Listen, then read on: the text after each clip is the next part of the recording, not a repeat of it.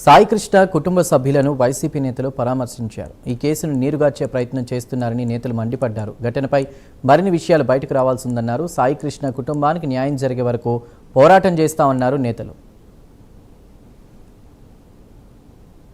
అనుకునేది కేసుని ఇన్వెస్టిగేషన్ చేస్తున్నటువంటి విధానానికి మాత్రమే వ్యతిరేకం తప్పితే మేము చట్టపరమైనటువంటి న్యాయం జరగాలనేటువంటిదే మేమందరం అనుకునేది.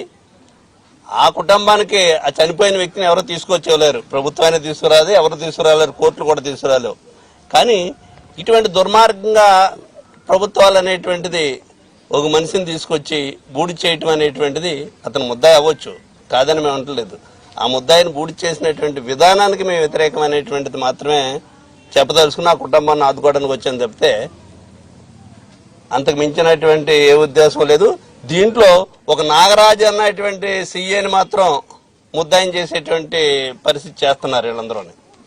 ప్రస్తుతానికి ముద్దాయిగా అతన్ని చూపెట్టి అరెస్ట్ చేసి జైలుకి పంపించారు. కానీ ఒక నాగరాజు పై అధికారులకు తెలియకుండా జరిగినటువంటి విషయం కాదనేటువంటిది మా అందరం ప్రగాఢంగా మాకున్నటువంటి కాస్త అవగాహనలో మాకు అర్థమైనటువంటిది. దీంట్లో సిపి గారిని, ఉన్నతాధికారులను ఇంకా కొంతమందిని తప్పించి ఈ కేసులో నాగరాజుని బలిపశం చేయడానికి చేస్తున్నటువంటి ప్రయత్నాలు స్పష్టంగా కనపడుతున్నాయి. అటువంటి ప్రయత్నాలు జరగకూడదనేటువంటిదే ఈ ప్రభుత్వాన్ని మేము డిమాండ్ చేస్తున్నాం. ఇందులో ఎవరి ప్రమేయం ఉందో ఎవరెవరికి తెలుసో సిట్ అనేటువంటిది వేశారు. దానికి ముందు టాస్క్ ఫోర్స్ అనేటువంటి ఉంది. ఈ టాస్క్ ఫోర్స్ ని పంపించింది ఎవరో, ఈ ముద్దాన్ని తీసుకొచ్చింది ఎవరో, చంపేసింది ఎవరో అన్ని పై అధికారులకి ఎవరికే తెలియకుండా ఒక్క నాగరాజు వల్లే, సీఏ వల్లే జరిగిపోయింది అనేటువంటిది మాత్రం చాలా తప్పు.